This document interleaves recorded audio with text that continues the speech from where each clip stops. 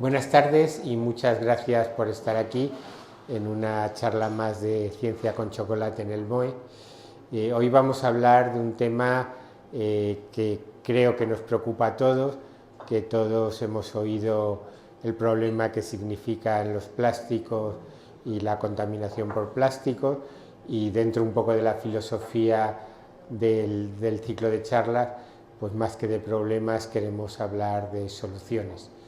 Aprovecho para hacer un poco de propaganda de una serie, de un documental que solo he visto un capítulo, pero quiero ver más, que se llama Hope, que va también de eso, está en RTV Play, y es de las soluciones que hay a los problemas que tenemos, porque a veces nos recreamos en el problema o lo negamos, lo cual es peor, y no nos fijamos tanto en las soluciones como nosotros queremos hacer con Ciencia con Chocolate. Pues para hablar de los plásticos tenemos a Isabel Pardo, una joven científica. Mafalda diría de eso, hasta tan mayor se es joven, pero bueno, joven dentro del nivel de los científicos en plantilla, porque aunque no ha tomado posesión, ya ha sacado la plaza de científica titular. Isabel hizo la tesis en el CIB, y ahora ha vuelto al CIB Margarita Salas, algo ha cambiado entre medias. Es doctora en Ciencias Biológicas por la Universidad Complutense, hizo estancias postdoctorales tanto en Estados Unidos como en Dinamarca, y volvió pues gracias a una ayuda de la Fundación Reina Sofía y de la plataforma temática interdisciplinar SUSPLAS del Consejo, que es un programa yo creo que muy interesante en varios temas, por ejemplo salud global, que aquí tenéis a la coordinadora, pues también jugó su papel durante la pandemia y lo sigue jugando ahora en la salud del medio ambiente, de las personas y de los animales. Le pedimos a Isabel que nos hablara pues eso, de soluciones al tema de los plásticos, y nos va a hablar de ello. Te dejo ya la palabra, y gracias también, Isabel, por haber aceptado, y perdona por no habernos dado cuenta de que era el día de salida del puente. Espera que te ponga Begoña.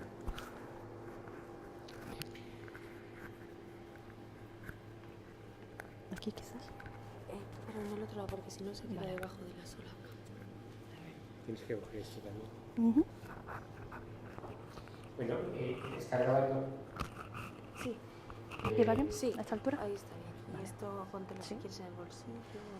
Mientras acaba, siempre se me olvida que es agradecer a la gente que apoya, a las organizaciones que apoyan este ciclo. Está el CDM y Severo Ochoa y el CIB Margarita Salas, está la Fundación DRO, está la Real Sociedad Española de Química, la Sociedad Española de Inmunología, la Asociación Española de Científicos, y también el MOE, que nos cede el local para las charlas. Ahora sí. Bueno, pues muy buenas tardes, muchas gracias por venir, a pesar de que sea prepuente y que hayáis decidido venir aquí en vez de iros a disfrutar de unas vacaciones seguro que muy merecidas. Muchas gracias también a Enrique y a Margarita por invitarme a dar esta charla. Que, bueno, como ha dicho Enrique, me pidió que hablara un poco sobre la investigación que se hace en torno a los plásticos y cómo la biología puede ayudarnos a alcanzar una economía circular para los plásticos. Entonces quería empezar con una reflexión que me gustaría que hicierais cada uno de los que estáis aquí, de que pensaréis cuánto plástico habéis tocado hoy. Si vuestro día se parece un poco al mío y hoy habéis ido a trabajar, yo la alarma la tengo en el móvil, entonces he desenchufado el móvil con su cable de plástico, su adaptador de plástico, del enchufe de pared con el aplique de plástico. Luego me he ido a la cocina, me he preparado un café con la cafetera que tiene algunas piezas de plástico, luego he puesto mi vitrocerámica que tiene los botones de plástico y además me he comido un yogur que viene en un envase de plástico. A lo mejor vosotros habéis comido una tostada que viene en un envase de plástico y le habéis untado mantequilla que viene en otro envase de plástico. Yo después me he metido a la ducha con mi gel y mi champú que viene en un bote de plástico, me he lavado los dientes con mi cepillo de dientes de plástico, pasta de dientes que viene en su bote de plástico. Luego me he vestido con probablemente alguna ropa que tenga poliéster, que es exactamente igual al plástico que hay en las botellas de PET. Mi mochila probablemente también esté hecha con poliéster, además tenga algunos apliques como las cremalleras y demás que sean de plástico, y también mis zapatos con mis gomas de plástico.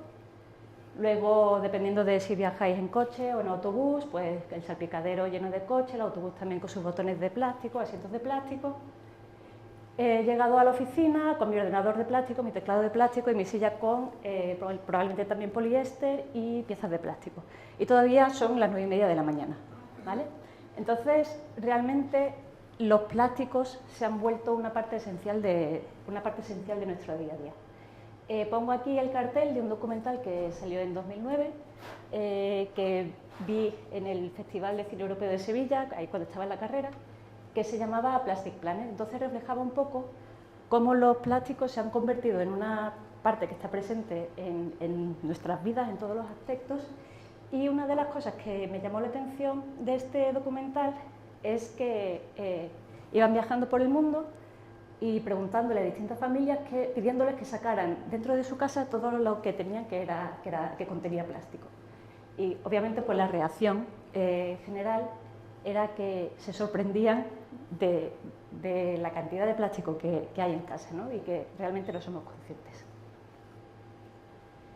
¿Y esta extensión a qué se debe? Pues a que realmente los plásticos son materiales extremadamente versátiles, ¿vale? Los utilizamos en un mogollón de aplicaciones, en envasado y envases, en construcción, en automoción, electrónica, textiles, jardinería, agricultura.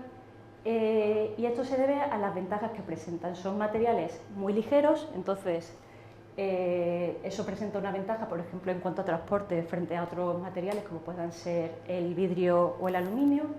Son moldeables, le podemos dar cualquier forma que queramos, son muy resistentes y duraderos, también tienen propiedades barrera, por ejemplo, frente a oxígeno, frente a agua, y por eso son tan buenos para proteger productos alimentarios, extendiendo el tiempo que se mantienen frescos y que los podemos comer. Son también aislantes, por eso se usan en electrónica, y además lo más importante es que son extremadamente baratos de producir. Esto ha hecho que desde que se empezaron a producir de manera masiva en 1950, su uso haya ido creciendo de manera exponencial.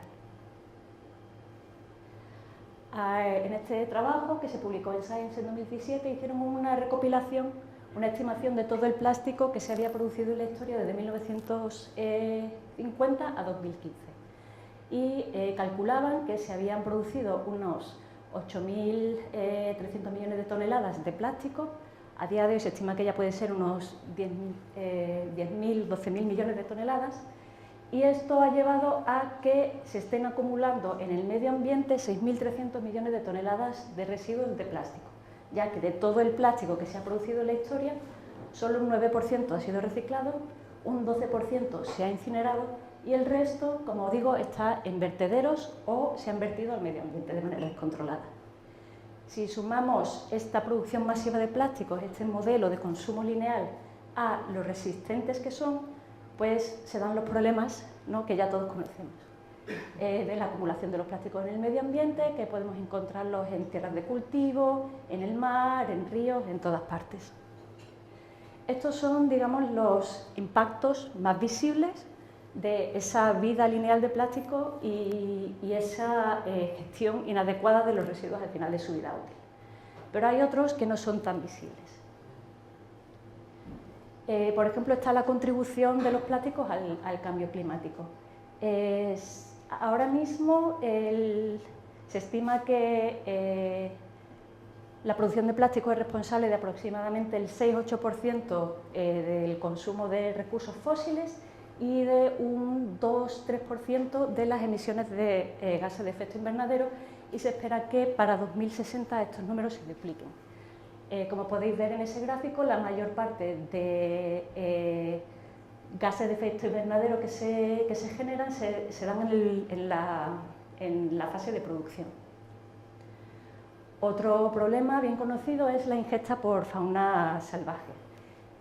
Por ejemplo, en todas las familias de aves y mamíferos marinos que se han estudiado, se han encontrado que estos animales han ingerido plástico. Esto causa problemas de desnutrición, muerte por asfixia, porque se ataca el sistema digestivo. Entonces, realmente, lo que más se ha estudiado en el mar, pero probablemente en los próximos años veamos que más y más especies de animales se encuentra que han consumido plástico. Creo que a día de hoy van en torno a las 1000 especies que ya se han encontrado.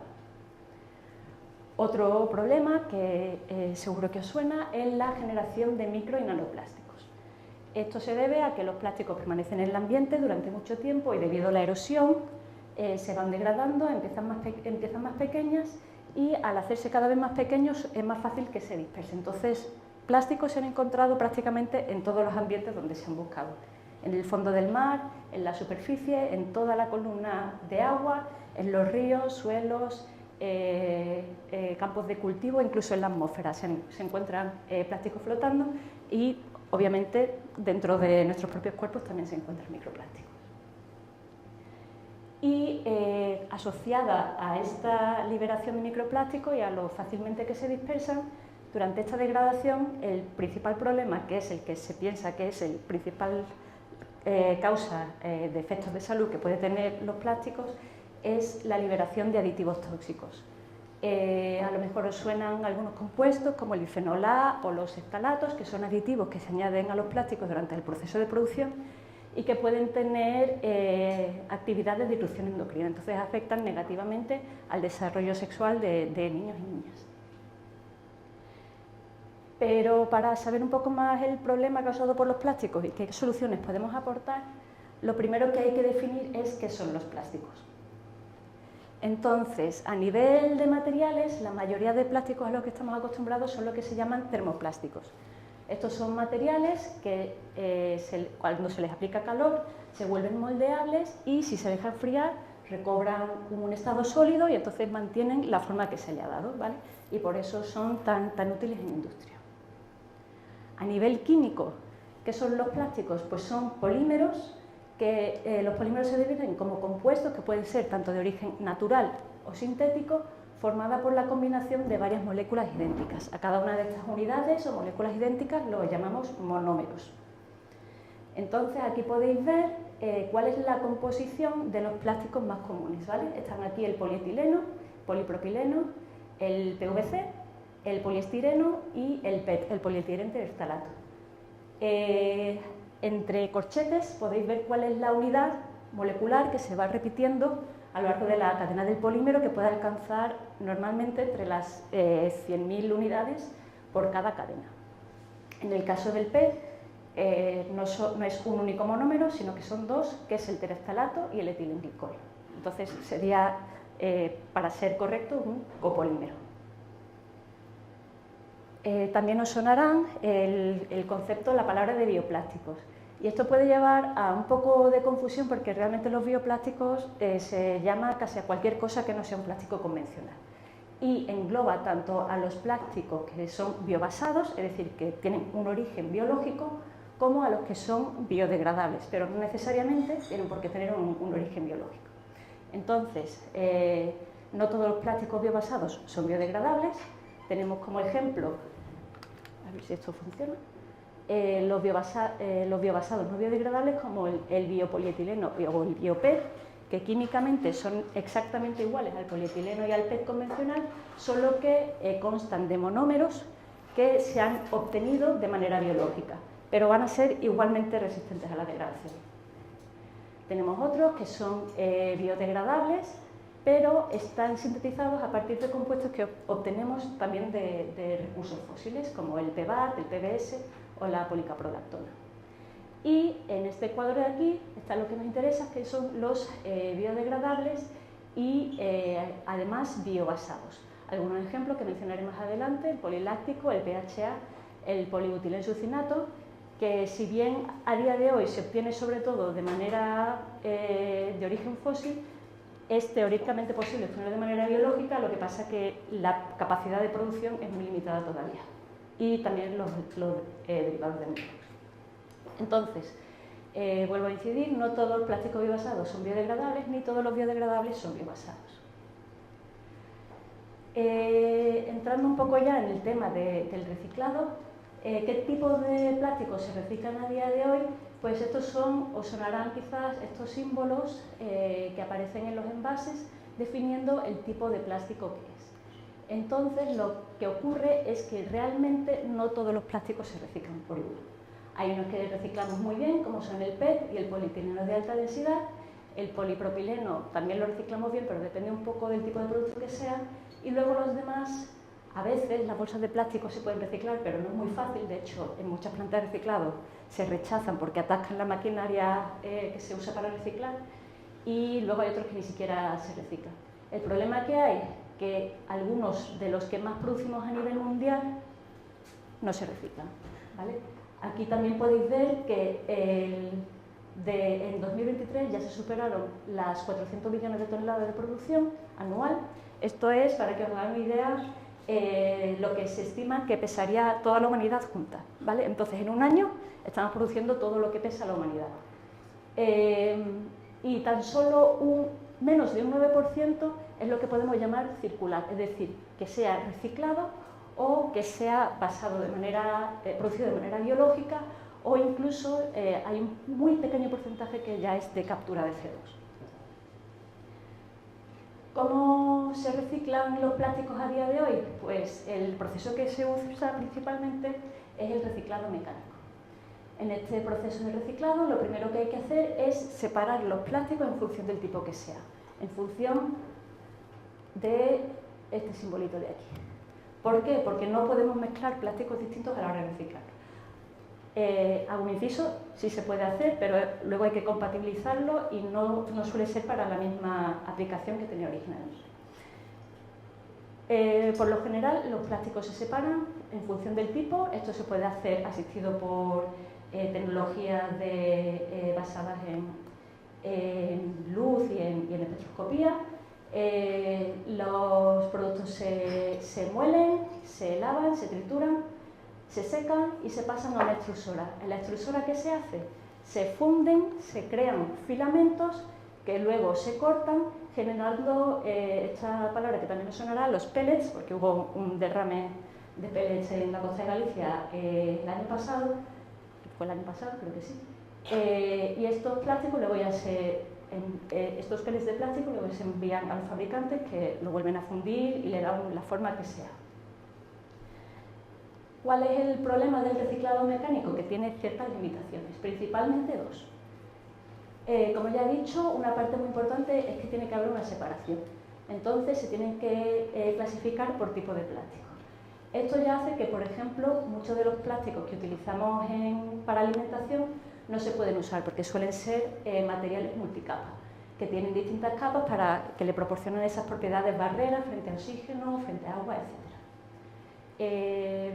Otra cosa que también aprendí hace poco es que, por ejemplo, las bandejas de carne que te lo suelen poner en una bandeja de plástico negro para que parezca más lujoso, ese pigmento negro hace que sea más difícil de detectar qué tipo de plástico es por la maquinaria. Entonces hay plástico que no se está reciclando simplemente porque se ha intentado hacer que parezca más lujoso. Otra limitación, que durante este reciclado mecánico, debido a ese proceso en el que el material se calienta, se funde, se corta, se vuelve a calentar para darle forma, lo cierto es que el material se va degradando, esas cadenas del polímero se van acortando, y además hay aditivos que están allí y que, afectan de manera negativa las propiedades del material final. Esto hace que realmente el número de veces que un producto puede ser reciclado, por ejemplo una botella, es realmente 1, 2, 3 veces. Esto siempre tiene que ir acompañado al final de adición de polímero virgen, ¿vale? Por lo que el contenido de plástico reciclado en la botella final rara vez va a ser del 100%, y por lo general lo que ocurre es que se hace algo de menor valor, como puede ser hilo de poliéster a partir de botellas, y esto es lo que se conoce como downcycling. Para solventar estas limitaciones del reciclado mecánico, se está trabajando en muchas tecnologías alternativas de reciclado. Aquí voy a mencionar algunas, como pueden ser el reciclado por disolución. En este proceso lo que se hace es utilizar solventes que suelen ser bastante agresivos y bastante tóxicos a alta temperatura, y entonces de este modo se consigue disolver el polímero sin que se rompa, pero nos permite, por ejemplo, recuperar los aditivos y obtener un polímero limpio, que luego lo mismo se puede fundir, hacer pellets, y ya sería, de hecho se le considera un tipo de reciclado mecánico. También está el reciclado químico, que en este caso lo que se hace es romper la cadena a los monómeros originales o a otros compuestos de menor tamaño, que se pueden recuperar, refinar y volver a polimerizar para volver a producir un plástico que sea prácticamente idéntico al plástico virgen que obtenemos directamente del petróleo. Y por último, también se está trabajando en compostaje, es decir, en procesos biológicos de degradación. Cada uno de estos procesos tiene sus ventajas y sus desventajas. El mecánico, pues que es extremadamente barato, por eso es el que se usa mayoritariamente a día de hoy, y la desventaja, la que ya he mencionado, ¿no? La pérdida de propiedades.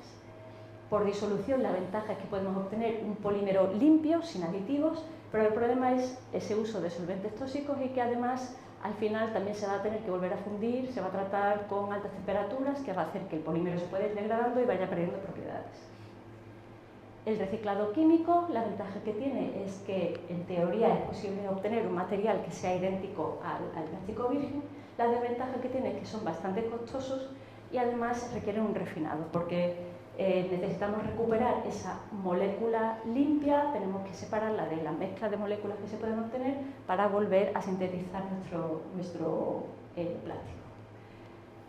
El compostaje, la ventaja que tiene es que podría dar lugar a una menor acumulación de los residuos, pero al final es una pérdida de material. Hemos gastado mucho dinero, mucho esfuerzo en producir algo para que simplemente se descomponga. Entonces, digamos que ahí estamos perdiendo valor y no está volviendo a entrar en la cadena de consumo.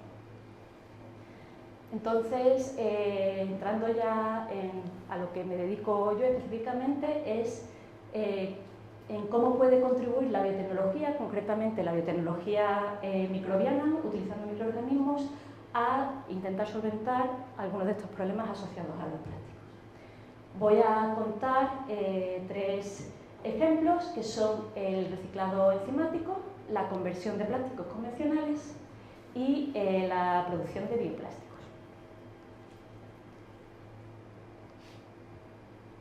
Para el reciclado enzimático me gustaría empezar con una pregunta que lanzo al público, que Ángel seguro que sabe contestar, que es ¿cuánto tarda en descomponerse un árbol?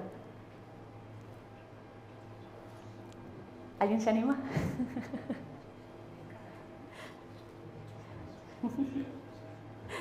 Bueno, pues yo le estuve buscando a ver si encontraba información, no es tan fácil de encontrar.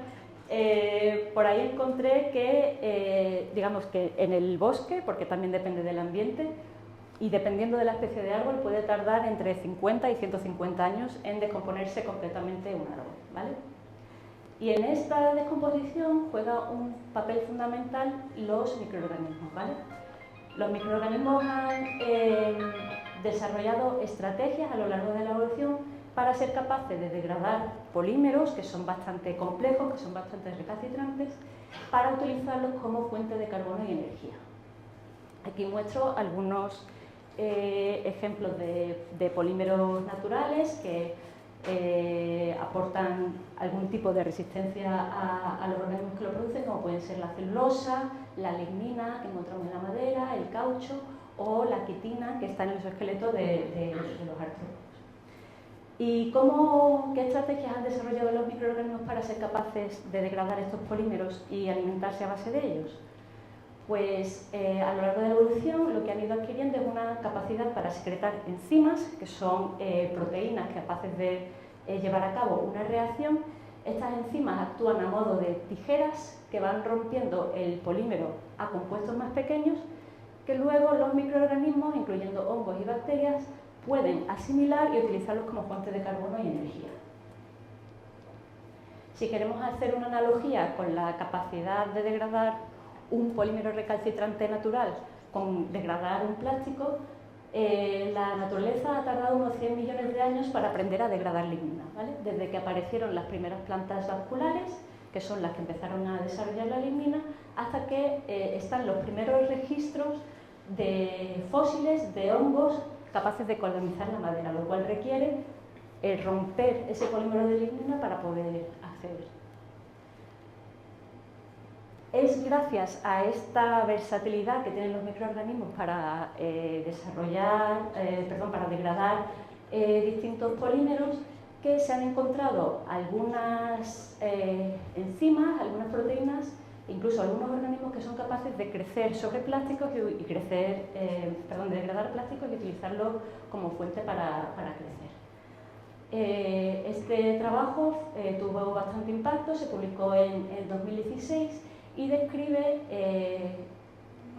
una bacteria que se aisló del suelo alrededor de una planta de reciclado de botellas de PET, y es una bacteria que es capaz de degradar el PET y alimentarse de él, ¿vale? Y esto lo hace gracias a la secreción de dos enzimas que son capaces de romper el polímero de PET a los monómeros, a los constituyentes de este polímero, que son el ácido terephtálico y el etilenglicol. Digamos que este fue el trabajo en la publicación que causó una revolución en el campo, pero lo cierto es que ya se conocían enzimas capaces de degradar el PET desde 2005. Entonces, en estos 20 años, desde que se descubrió la primera enzima capaz de degradar PET a día de hoy, se ha hecho muchísimo trabajo en el campo de la biotecnología y en la ingeniería de proteínas para obtener enzimas capaces de degradar el PET que son más activas y más resistentes. Hay muchísimos trabajos, pero aquí yo estoy destacando uno simplemente porque es el que tenía las fotos más chulas para enseñar. Entonces, esta es una petasa que modificaron en el laboratorio, y aquí lo que se muestra es una bandeja que compraron en el supermercado, una bandeja de fruta creo que era, y como en 48 horas esta enzima era capaz de degradar completamente la bandeja. También demostraron que con esta enzima se podía reciclar el PET. Aquí tenéis una bandeja de PET de color verde, se trata con la enzima, el tinte precipita, se puede recuperar el TPA, que es uno de los monómeros, volver a polimerizarlo con etilenglicol para obtener un PET y fabricar un film. Y aquí podéis comparar el film que se ha regenerado a partir de la bandeja original de PET verde. Todos estos avances, los últimos 20 años, ha permitido que a día de hoy se esté construyendo en Francia una planta industrial, una planta piloto a nivel industrial para el reciclado enzimático del PET, que se estima que va a tener una capacidad de tratar 50.000 toneladas de PET procedente tanto de plásticos, de botellas, como de textiles, de poliéster, al año. Pero para ser sinceros, al final esto todavía sí que tiene una serie de limitaciones. Por lo general, el PET, sobre todo por ejemplo el que se usa en las botellas, hay que tratarlo para que sea más degradable, ¿vale? Tal y como está, es demasiado inaccesible a las enzimas para que realmente lo puedan degradar. Y Carbios, esta empresa francesa, el proceso que usa es criocongelación del plástico y luego pulverizarlo. Ese pretratamiento, además de otros tratamientos que hay que hacer a posteriori para recuperar el TPA, para volver a polimerizar, hace que sea un proceso costoso que a día de hoy es viable, pero realmente el beneficio que se le saca a ese proceso de reciclado es demasiado estrecho, teniendo en cuenta las variaciones que puede haber en el precio de PET virgen, porque depende al final de los precios del petróleo. No obstante, bueno, esto es un caso de éxito y de hecho a día de hoy pues, se están descubriendo otras enzimas capaces de degradar otros plásticos convencionales y textiles como son el nylon o el poliuretano. Entonces es muy probable que dentro de unos años estemos viendo avances similares que para el PET. El siguiente ejemplo que quería tratar es la conversión de plásticos gracias a los microorganismos.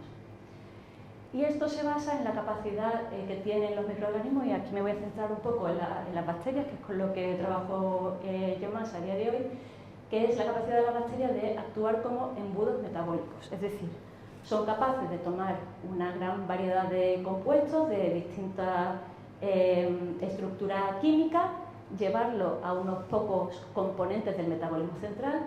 Este metabolismo central está extremadamente conservado entre todos los seres vivos, y a partir de estos intermediarios del metabolismo central construir distintas moléculas, incluyendo todos los componentes de la célula, pero también otros productos que nos pueden resultar a nosotros de interés, como pueden ser antibióticos, pigmentos, lípidos o incluso bioplásticos.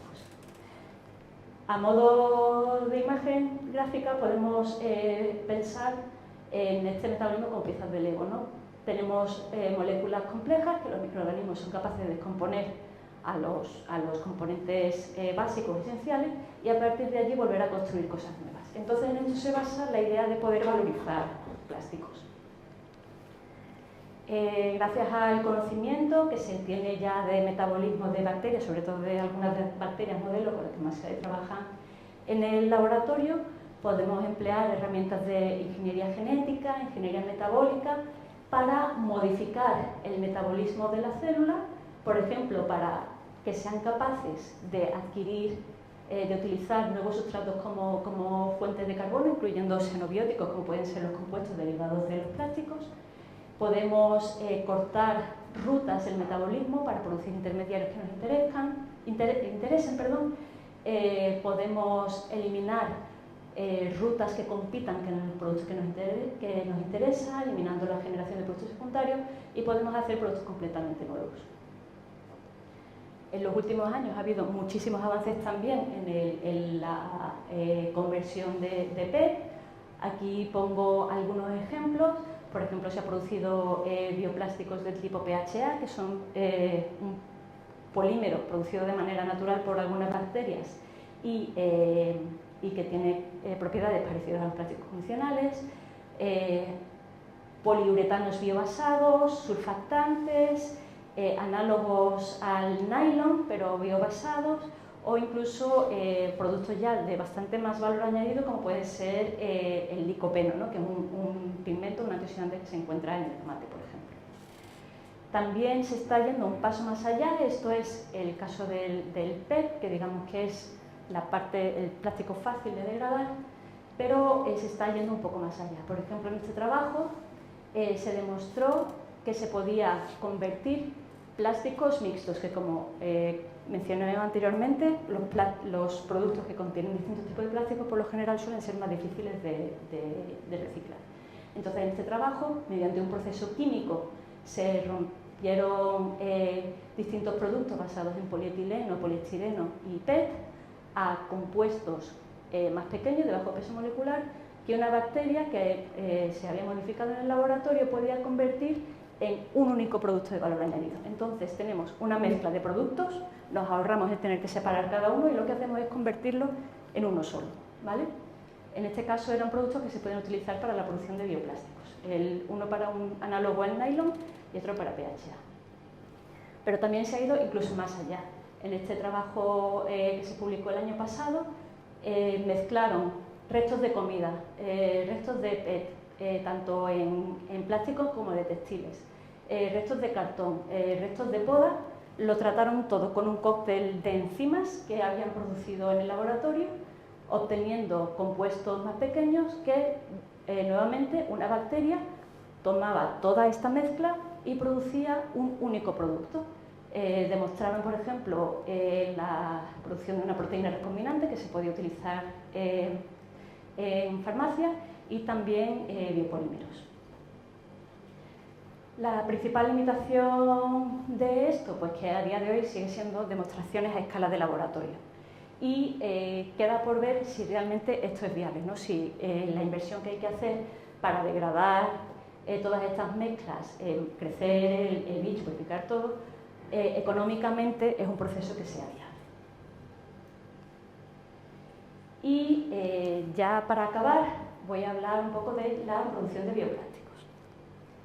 En esta diapositiva muestro algunos ejemplos de bioplásticos comerciales que ya estamos usando a día de hoy, ¿no?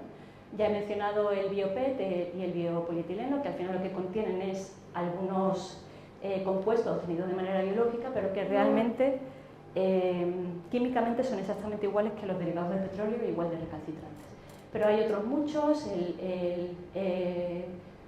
aquí pongo los nombres, el Ecoflex, el Materbi y el Ecobio, que están basados en el PEBAT y distintas mezclas de PEBAT con otros polímeros, como son el almidón y el PLA. El PLA es el ácido poliláctico que se obtiene a partir del láctico producido por bacterias lácticas, pero luego se polimeriza químicamente.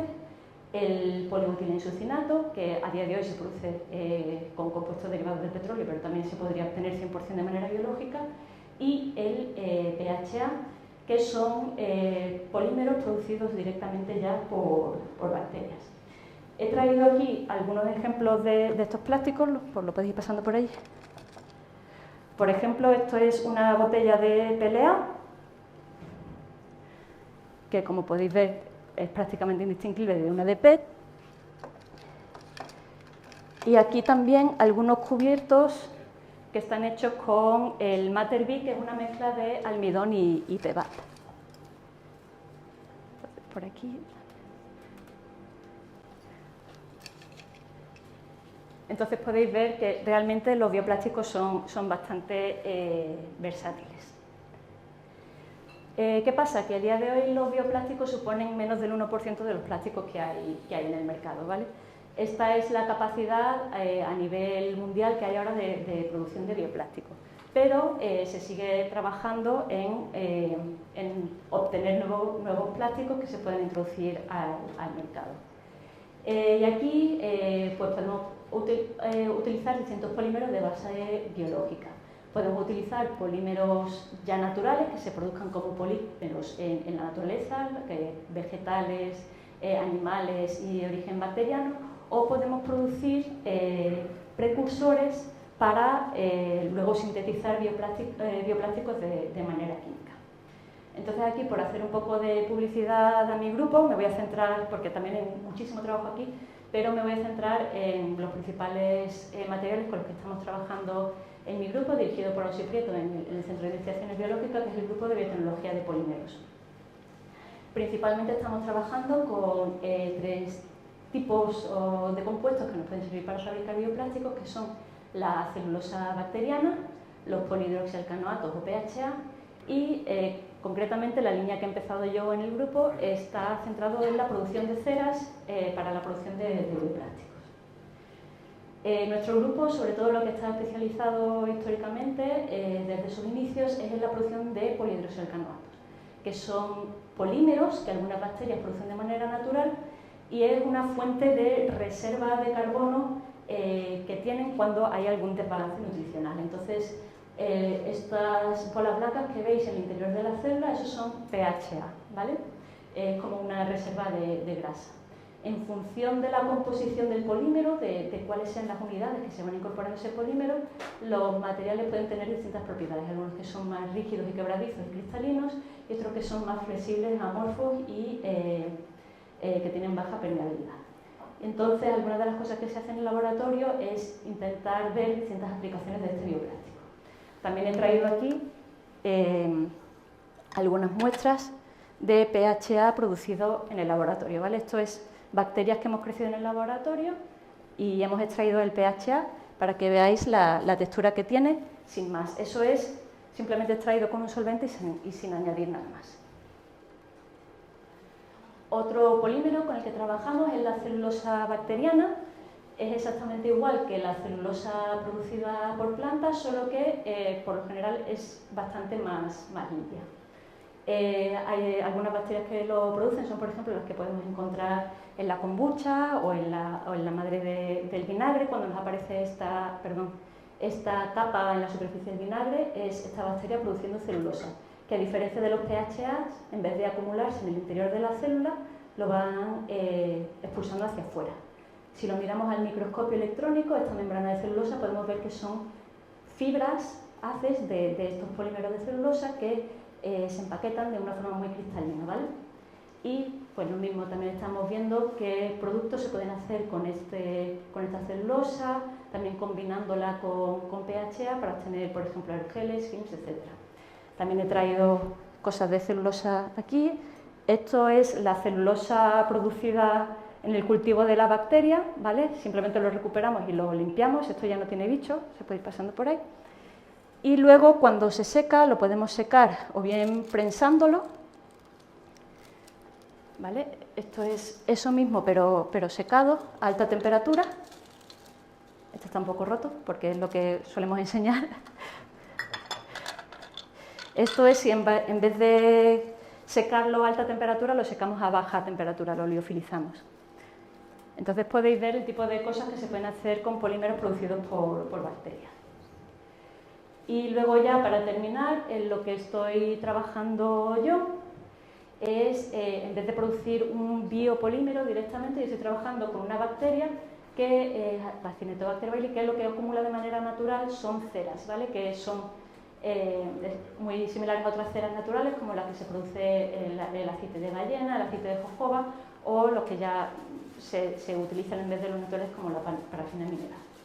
El interés que tengo yo en estas ceras es que este mismo bicho, este Acinetobacter, tiene todas las capacidades para, en vez de producir este compuesto de aquí, producir esto, que son ácidos dicarboxílicos de cadena larga, que en trabajos recientes se ha demostrado que se puede utilizar para sintetizar polímeros con propiedades similares al polietileno, que es el plástico que más se produce a nivel mundial, pero con la particularidad de que es fácilmente reciclable químicamente. Es decir, simplemente con un tratamiento a un pH alto y con un poco de calor podemos recuperar un polímero, un monómero muy puro para volver a polimerizarlo y obtener un material igual. Por ir acabando ya, ¿cuáles son los retos futuros para los bioplásticos?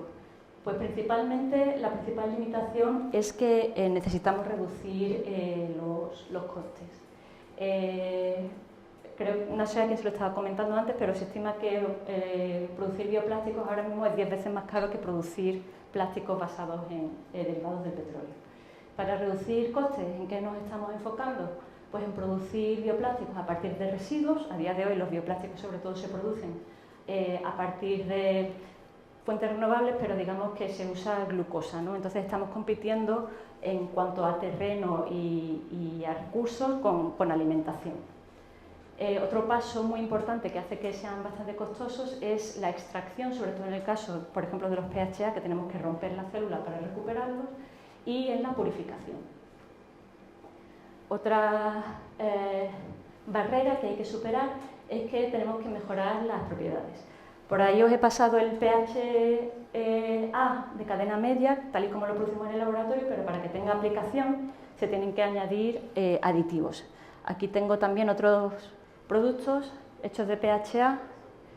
Esto está impreso en una impresora 3D, pero para poder darle esa forma hay que añadirle aditivos. Y como ya he mencionado antes, la mayoría de los aditivos que se usan a día de hoy pues son de una composición desconocida, pueden tener efectos adversos.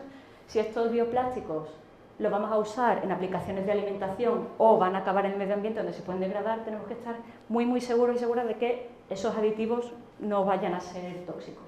Y además tenemos que añadir cosas pues para que digamos, podamos modificarlos, podemos darle forma y demás, y idealmente tienen que ser moldeados empleando ya los procesos que utilizamos para los plásticos convencionales, ¿no? Que no tengamos que desarrollar nuevas industrias para eso.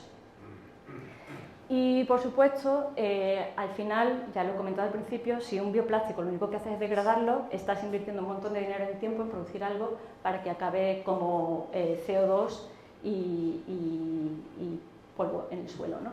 Entonces, otro reto que hay que ver es cómo hacemos que estos productos también tengan un ciclo de vida circular, acoplándolo a las estrategias de reciclado que hay. Se está investigando mucho en distintas técnicas de reciclado, pero una cosa importante que va a haber que tener en cuenta de aquí a unos años es, si ya hemos hablado antes de que los plásticos hay que separarlos por tipo y ya nos cuesta diferenciarlos, ahora vamos a meter 20 tipos de plástico más que vamos a tener que ser capaces de diferenciar de los demás para poder reciclarlos. Ya para terminar, algunas conclusiones para intentar responder a esta pregunta de si es posible una bioeconomía circular de los plásticos. En cuanto a nivel tecnológico, se han hecho grandes avances muy importantes, pero queda mucho por hacer. Algunos los he ido mencionando ya, ¿no? Tenemos que desarrollar tecnologías alternativas de reciclado y usarlos de manera complementaria, es decir, el reciclado mecánico funciona, es barato, pero hay muchas cosas que se quedan fuera. Entonces tenemos que ver, en función del residuo que tengamos, qué es la tecnología que más nos conviene usar. Tenemos que mejorar rendimientos de producción, tenemos que, muy importante, reducir costes, escalar los procesos microbianos a industrias, que es donde mueren muchas tecnologías, porque es muy difícil pasar de algo que se hace en el laboratorio a algo que se haga a escala comercial. Y tenemos que desarrollar materiales que sean capaces de competir con los plásticos convencionales en cuanto a sus propiedades. Además, como ya he mencionado, desarrollar tecnologías que nos permitan separar y reciclar estos bioplásticos para que no acaben simplemente degradados. Pero estos son los avances tecnológicos y realmente los cambios más importantes se van a tener que dar a nivel de industria y de consumo, porque lo que ha quedado claro es que vamos a seguir dependiendo de los plásticos durante mucho tiempo. Entonces, a nivel de producción ya vamos a tener que pensar en diseñar productos que estén hechos para la circularidad. Nos tenemos que plantear cosas como cuál va a ser la vida útil del producto, cómo voy a tratar ese residuo, es necesario realmente que sea de plástico, puedo usar otro material, es fácilmente reciclable. Vamos a tener que cambiar el chip hacia una producción y consumo responsables, evitando el uso innecesario de plásticos. Y a pesar del título de que reciclar no basta, a nivel personal, nosotros lo que podemos hacer en nuestro día a día es reducir, reutilizar y reciclar. Y con eso acabo ya, así que muchas gracias a vosotros por asistir, al CIB y a mi grupo, que Tecnología de Biopolímero, a Ciencia con Chocolate por invitarme a dar esta charla, y aquí pongo, porque siempre hay que ponerlo, quien me está dando dinero para hacer mi ciencia. Muchas gracias.